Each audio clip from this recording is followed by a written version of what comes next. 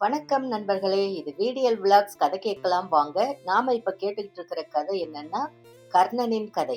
துரோணர் அவருடைய மாணவர்களை திருதராஷ்டிரன் முன்னால கொண்டு வந்து காமிக்கிறாரு. எல்லா வித்தையும் அவங்க கத்துக்கிட்டாங்க, உங்க முன்னால அதை செஞ்சு காட்டுவாங்க அப்படின்னு அரசவையில சொல்றாரு. ஒரு பெரிய வளாகத்துல அவங்க எல்லாரும் அவங்க அவங்க வித்தைய காட்ட ஆரம்பிக்கிறாங்க. கடைசியா அர்ஜுனன் அவரோட வில் வித்தைக்கு யாருமே நிகரில்ல அப்படின்ற ஒரு மமதையில அவரு செஞ்சு காமிக்கிறாரு. அந்த வளாகத்திலேயே அர்ஜுனனை விட அதிகமான வில் வித்தைய செஞ்சு காமிக்கிறான் கர்ணன். அதை பார்த்த உடனே துரோணர் வந்து, உன்னுடைய குலம் என்ன அப்படின்னு கேக்குறாரு. அவனும் சொல்றான், தேரோட்டியோட மகன்னு. அது வரைக்கும் போன எபிசோட்ல பார்த்தோம். அதுக்கப்புறம் என்ன நடந்துச்சுன்னு இந்த எபிசோட்ல பார்க்கலாம். கர்ணனின் கதை, அத்தியாயம் 5. கர்ணன் அவனுடைய தாய் தந்தையரை பத்தி சொல்லும் போது கூட்டம் அமைதியா அவனை உத்து பாக்குது. துரோணர் வாய் விட்டு சிரிக்கிறாரு. அப்பனே, நீ தேரோட்டி அல்லவா? 4வது வர்ணம் அல்லவா? எதற்கு இந்த சபையில் ஏறினாய்? உன்னுடைய குலத்திற்கேற்ப நீ சவுக்கும் குதிரையுமாய் அலைபவனாயிற்றே. வில் வித்தை உனக்கு யார் கற்றுக் கொடுத்தார்? எவரிடமிருந்து கற்றுக்கொண்டாய்? நேர்மையான முறையில் கற்றுக்கொண்ட வில் வித்தையா இது? அல்லது ஏதேனும் பொய் சொல்லி கற்றுக்கொண்டாயா? இப்படிப்பட்ட அஸ்திர பயிற்சி யாவும் உங்களை போன்ற 4வது வர்ணத்திற்கு உரியனவல்லவே.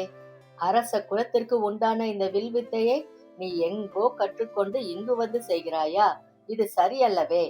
நீ என்ன கற்றுக்கொண்டாலும் உன்னுடைய குலம் என்ன என்பதுதான் முன்னால் நிற்கும். எனவே எங்கு எதை பேச வேண்டும், எப்பொழுது எதை செய்ய வேண்டும் என்று புரிந்து கொண்டு நல்ல இளைஞனாக நடந்துகொள்.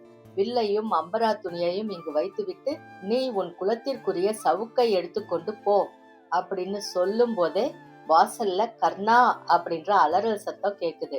வயதினாலும் கடுமையான உழைப்பினாலும் தட்டு தடுமாறி கர்ணனுடைய தந்தை ஓடி வந்து கொண்டிருக்க, கர்ணன் கீழிறங்கி அவரை அணைச்சுக்கிட்டு நிக்கிறான்.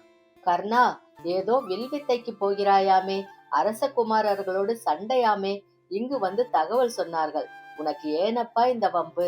அவர்கள் கோபமானவர்கள், தண்டிக்க கூடியவர்கள்.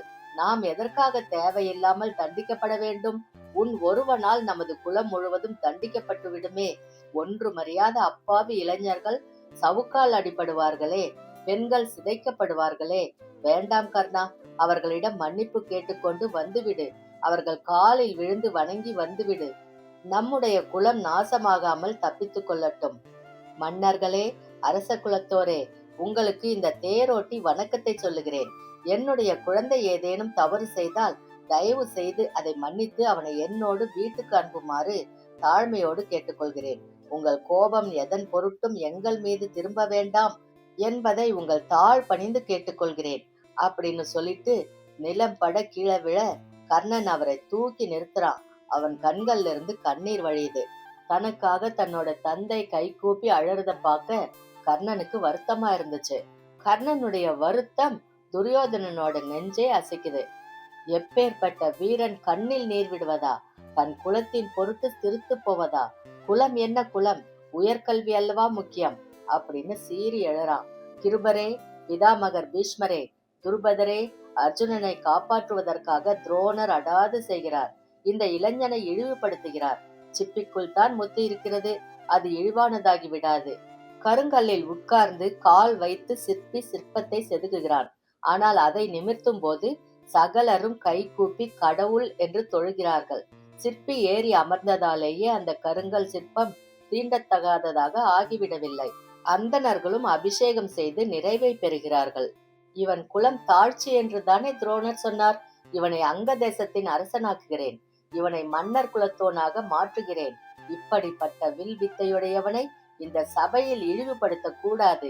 அர்ஜுனன் மட்டுமே தனக்கு மாணவன், அர்ஜுனன் மட்டுமே இங்கு உயர்வாக இருக்க வேண்டும் என்று துரோணர் நினைப்பது தவறு. அர்ஜுனனை விட வில் வித்தையில் சிறந்தவன் என்று இந்த அரங்கத்தினுள் அத்தனை பேரும் அறிய கர்ணன் தன்னை நிரூபித்திருக்கிறான். இது பாராட்டப்பட வேண்டும், மறுக்கப்படக்கூடாது அப்படின்னு உரக்க சொல்ல எல்லாருமே தலையாட்டுறாங்க. துரியோதனன் சிம்மாசனம் வரவழைக்கிறான். கங்கை நீர் கொண்டு வர சொல்றான். கர்ணனுக்கு பக்கத்துல போறான். கைகள் விரித்து கட்டி தழுவிக்கிறான். அவன் தலையை வருடுறான். என்னையும் என் தம்பிகளின் கௌரவத்தையும் நீ காப்பாற்றினாய். எனக்கு எதிரான அர்ஜுனனை அவமானப்படுத்தினாய். உன் எதிரிதான் எனக்கும் எதிரி. எனவே நாம் நண்பர்கள் அப்படின்னு சொல்லி இறுக்கி தழுவிக்கிறான்.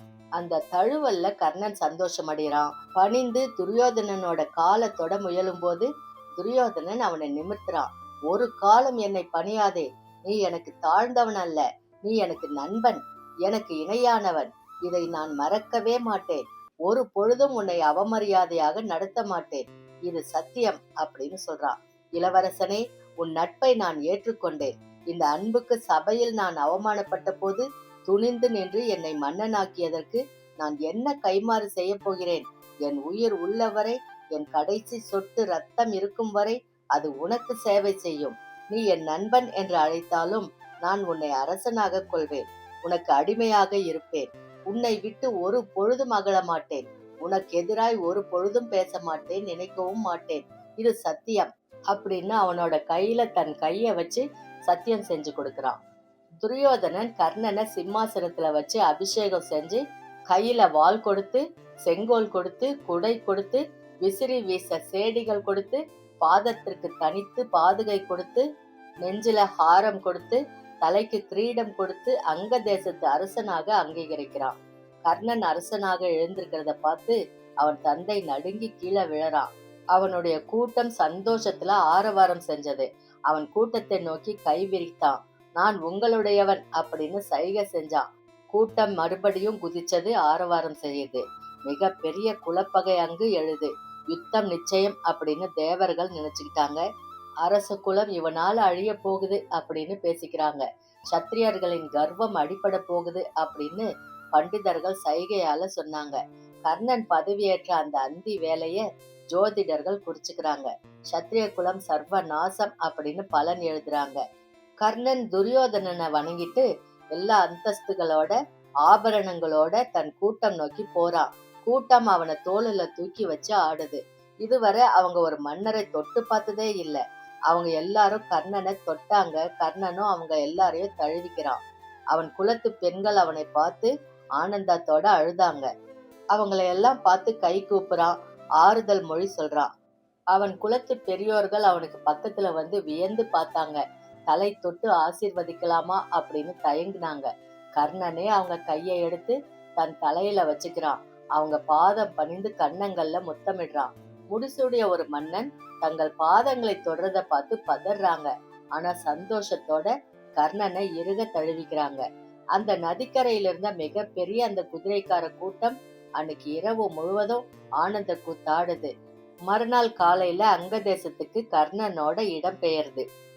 அங்க தேசம் வளமான பூமி இல்ல, வானம் பார்த்த பூமி, மழை நீரை தேக்கி வைக்க குளங்கள் இல்ல, கிணறுகள் தோண்டப்படல, நதி எதுவும் பெருசா பாயாததால பெரிய பாசனம் ஏதும் இல்ல. பெரிய ஜீவ நதியோட சிறிய கிளை நதிகள் இருந்துச்சு. ஜீவ நதிகள் பொங்கி பெருகும் போது கிளை நதிகளில் தண்ணீர் வரும். மழை காலத்துல மண் சேராத புதர் முளைச்சிருந்தது. ஒட்டகங்களும் ஆடு மாடுகளும் அதை தின்னு வளைய வந்துச்சு.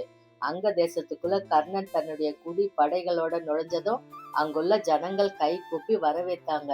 இது கௌரவர்களுக்கு சொந்தமான பூமி, இருந்தாலும் இதுவரை அரசர் எவரும் இங்கு வந்ததில்லை, எங்களை விசாரித்ததில்லை, நாங்கள் என்ன செய்கிறோம் என்று அக்கறைப்பட்டதில்லை. போவதற்கும் வருவதற்கும் இந்த வழி பயன்பட்டதை தவிர, அப்பொழுதுதான் எங்கள் ஊரில் சுபிட்சம் நிலவுமே தவிர, மற்றபடி எங்கள் வாழ்க்கையில் எந்த மாறுதலும் இல்லை, எந்த வளமும் இல்லை. இந்த ஓர் இடத்திற்கு எங்களுக்கென்று மன்னனாக நீங்கள் வந்ததற்கு மிகுந்த சந்தோஷம். உங்கள் குடி படைகள் அத்தனைக்கும் இங்கு இடம் இருக்கும். 6 மாதம் கடும் வெப்பமான காலமாதலால் அந்த காலத்தில் உயிர் வாழ்வதற்கென்று நாங்கள் தானியங்கள் சேமித்து வைத்திருக்கிறோம். அந்த தானியங்களை இப்பொழுது உங்களுக்கு கொடுக்கிறோம். அந்த ஏழை எளிய மக்கள் வந்திருந்த மன்னனையும் அவங்களோட குடி மக்களையும் வணங்கி வாழ்த்தி விருந்து கொடுத்தாங்க. கர்ணனோட தகப்பன் அதிரதன் அவங்கள நோக்கி கை கூப்புறான். ஒரு பெரிய ஆலமரத்தின் நிழல்ல கர்ணனோட சபை கூடுது. ஆண்களும் பெண்களும் 2 பிரிவா உட்கார்ந்தாங்க.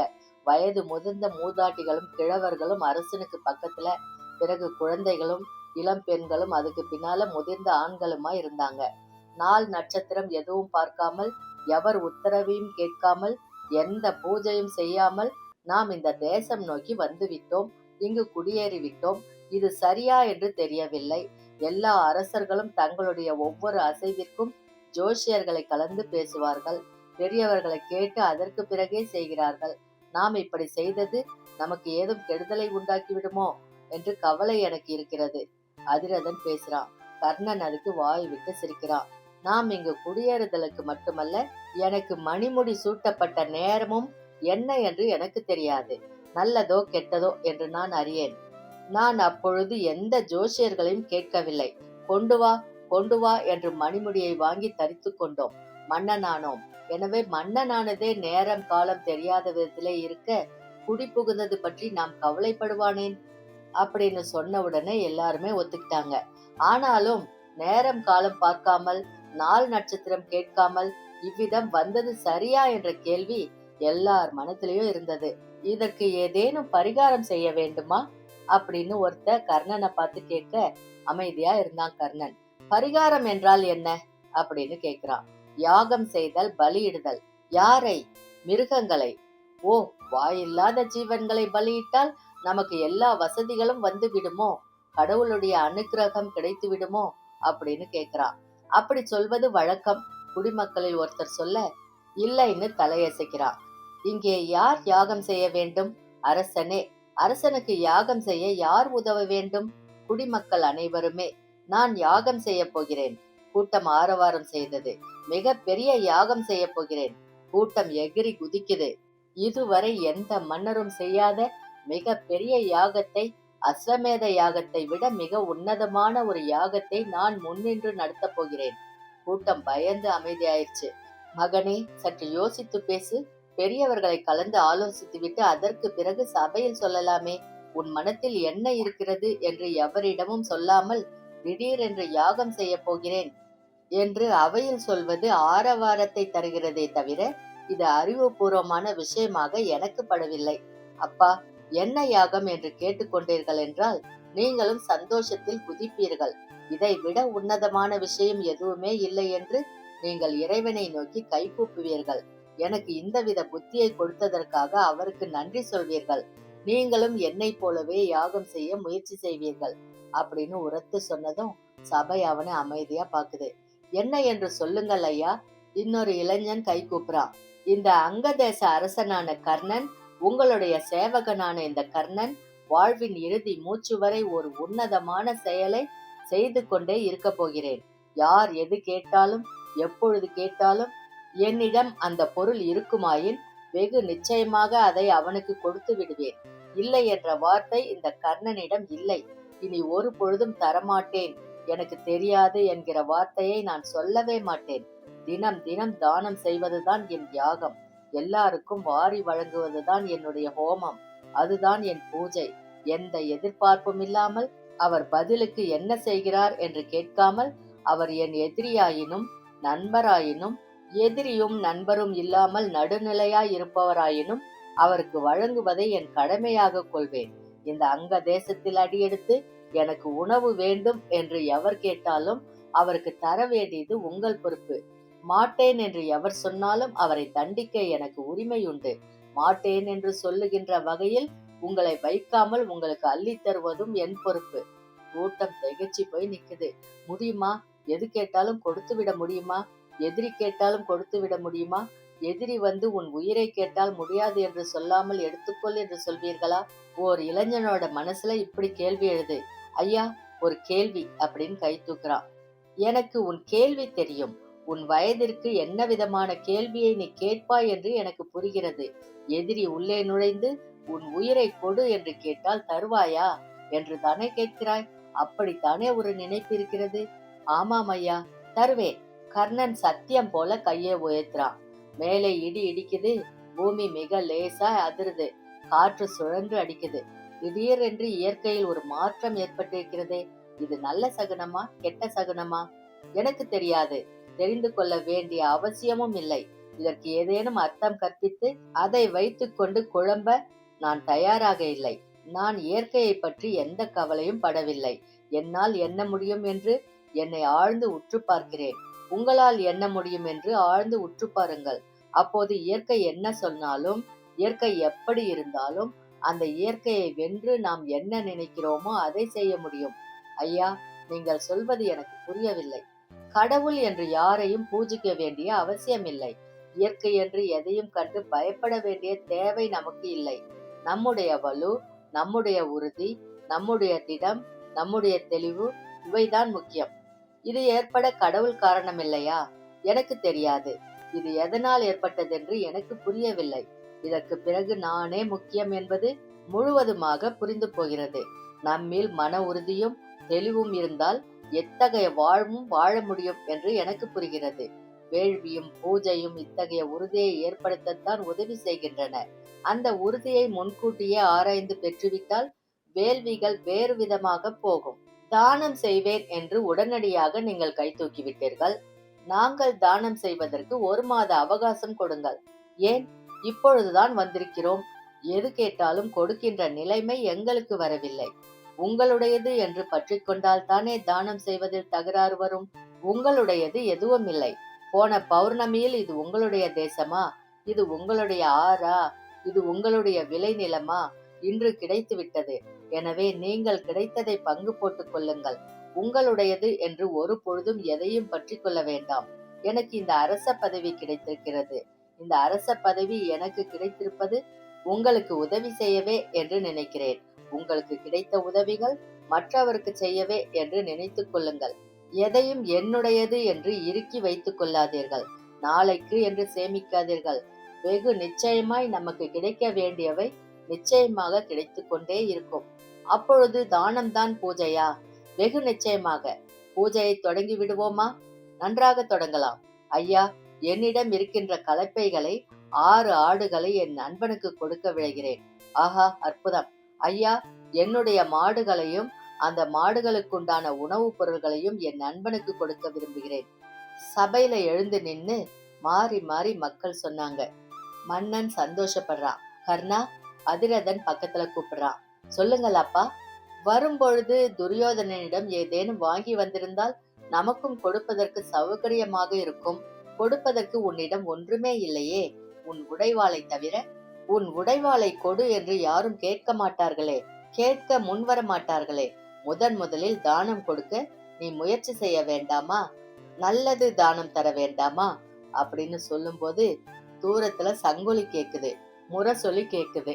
ஜனங்கள் அமைதியாகிறாங்க. ஒரு சின்ன படை மிகப்பெரிய ஆணிரை கூட்டத்தோட அங்க தேசத்துக்குள்ள நுழைஞ்சு வாசல்ல நிக்குது. கண்ணுக்கு எட்டும் வரையில மாடுகள் மாடுகள் மாடுகள் அப்படின்னு விதவிதமான லட்சணமுள்ள எருதுகளும் பசுக்களும் அந்த கூட்டத்துல இருந்தது. நிறைய மாடுகள் இருந்தது, குதிரைகள் இருந்தது. ஒரு வீரன் முன்னால வந்து, நீங்கள் அங்க தேசத்துக்கு வந்தது துரியோதனனுக்கு தெரியும்.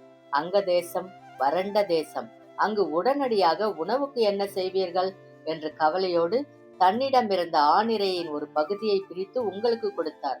இன்னும் என்ன தேவையோ அதையெல்லாம் கொடுப்பதற்கு சித்தமாக இருப்பதாகவும் சொன்னார். அவரது நட்பாய் கிடைத்திருக்கின்ற இந்த பரிசை தயவு செய்து நீங்கள் ஏற்க வேண்டும். பணிவோடும் பண்போடும் முதிய வீரன் சொல்ல மக்கள் திகழ்ச்சி போய் நின்னாங்க. எப்பொழுது நாம் கொடுத்தோமோ அப்பொழுது நமக்கு கிடைத்து விட்டது. இதுதான் கொடுப்பதன் தாத்பரியம். இது என்னுடைய நண்பன் துரியோதனன் எனக்கு கொடுத்த இந்த ஆணிரை செல்வம் முழுவதையும் உங்களுக்கு தருகிறேன். இந்த பசுக்களில் ஒன்று கூட என் கொட்டடியில் இருக்காது. அத்தனை ஆடுகளும் எருதுகளும் பசுக்களும் உங்களுக்கே அப்படின்னு சொல்றான். மக்கள் ரொம்ப சந்தோஷத்தோட அந்த ஆணிரை கூட்டத்தை சுத்திக்கிறாங்க. அவங்களுக்கு தேவையான ஆடு மாடுகளை அவங்க வீட்டுக்கு கூட்டிட்டு போனாங்க. வறண்ட வெறுமையா இருந்த அந்த பிரதேசம் மிக சில மாதங்களே அழுத்தமான நகரமாகவும் உயர்ந்த கோட்டையாகவும் உருவாயிருச்சு. அந்த வருஷம் பருவமழை தவறாம பெஞ்சது. பகலெல்லாம் வெயிலும் இரவெல்லாம் நல்ல மழையும் இருந்த காரணத்தால தாவரங்கள் தழைச்சி வளருது. ஆடு மாடுகள்லாம் அதெல்லாம் நல்லா சாப்பிட்டு நல்ல பால் கொடுக்க மக்கள் அதிலிருந்து வெண்ணெயும் நெய்யையும் எடுத்து நல்லா சாப்பிட்டு சந்தோஷமா இருந்தாங்க. தேவையான அளவு வருண பகவான் தண்ணீர் கொடுத்தாரு. காற்று மிதமாக வாயுவால் வீசப்பட்டது. சூரியன் தன்னுடைய மிகச் சிறந்த கிரணங்களை அங்க தேசத்துல பரவி விட எதெல்லாம் வளரணுமோ அது நல்லா வளர்ந்தது. மக்கள் மிக உற்சாகமா வளம் வந்தாங்க. அழகா இருந்தாங்க. தேர் செலுத்துறதுக்கு விதவிதமா முயற்சி பண்ணாங்க. நல்ல தேரோட்டிகள் இளைஞர்களை தயார் செஞ்சாங்க. இன்னும் விரைவா தேரோட்ட பயிற்சி தரப்பட்டது. இவ்வளவு விரைவாக தேரோட்ட வேண்டிய அவசியம் என்ன? அதிரதன் பயத்தோட கேக்குறான். அப்பா, உங்களுக்கு வயதாகி விட்டது. இளைஞர்கள் விரைவாக தேர் ஓட்டுவதை பற்றி நீங்கள் ஏன் கவலைப்படுகிறீர்கள்? அவர்கள் உற்சாகமாக இருக்கிறார்கள். அந்த உற்சாகத்தை ஒருவரை ஒருவர் முந்த துடிக்கிறார்கள். தங்களுடைய வீரத்தை காண்பிப்பதற்கு முயற்சி செய்கிறார்கள். தன் உயிரை துச்சமாக மதித்து அவன் எவ்வளவு விரைவாக தேர் ஓட்டுகிறான், அதில் மக்கள் எவ்வளவு சந்தோஷம் அடைகிறார்கள் பாருங்கள். அது மட்டும் இல்லையப்பா, விரைவாக தேர் ஓட்டுவதற்கு லகுவான தேர்கள் செய்யப்படுகின்றன.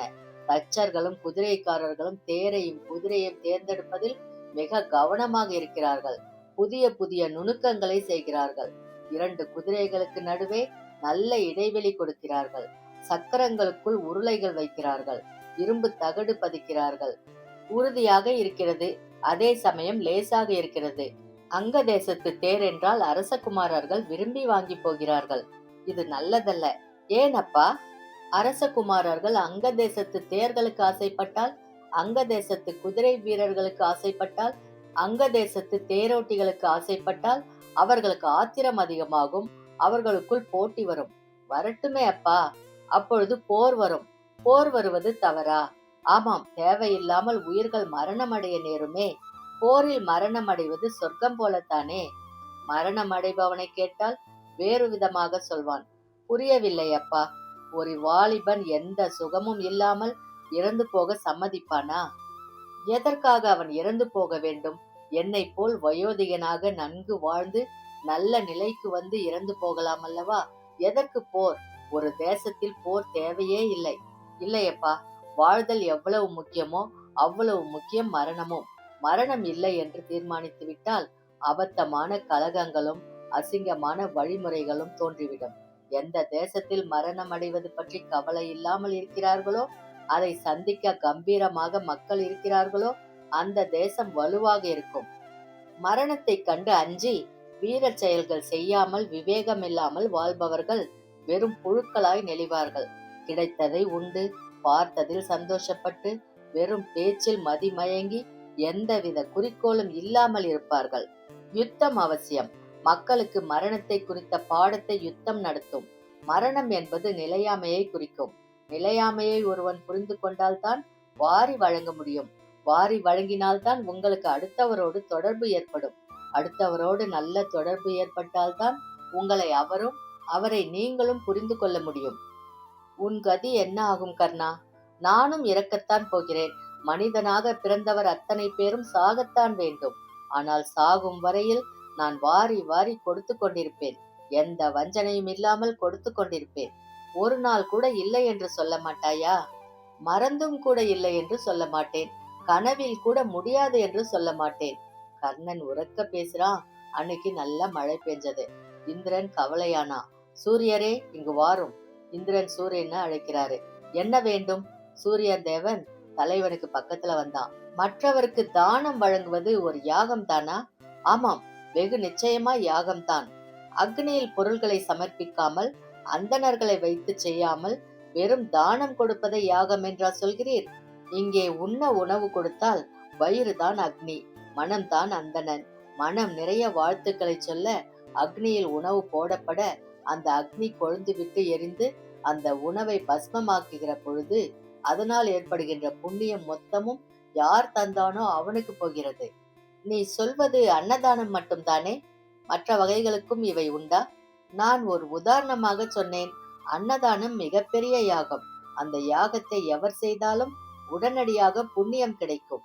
கர்ணன் வெகு சீக்கிரத்தில் மிகப்பெரிய பலசாலி ஆவான் என்பதில் எனக்கு ஐயமே இல்லை. இல்லை என்று கர்ணன் சொல்லவே மாட்டானா? அவன் தெளிவாக முடிவெடுக்கக்கூடியவன். அவன் திடமாக முடிவெடுக்கக்கூடியவன். அவன் யோசித்து செயல்படக்கூடியவன். அவன் ஒரு விஷயத்தை நினைத்துவிட்டால் ஒரு காலம் மாற்ற மாட்டான். வருணரே, என்ன இன்று அங்க தேசத்தில் மழை பெய்யுமா? பெய்யும். நன்றாக பெய்யுமா? பெய்து விட்டால் போயிற்று. நல்ல பலமான மழை 3 நாள் அங்க தேசத்தில் பெய்தால் எனக்கு ஒரு விஷயத்திற்கு சௌகரியமாக இருக்கும். உங்கள் ஆணைப்படி செய்கிறேன். அது வரைக்கும் இந்த பகுதியில பார்த்தோம். அதுக்கப்புறம் என்ன நடந்துச்சுன்னு அடுத்த பகுதியில பார்க்கலாம். அது வரைக்கும் உங்களிடமிருந்து நன்றி கூறி விடைபெறுவது விடியல் விளாக்ஸ் விடியல். நன்றி, வணக்கம்.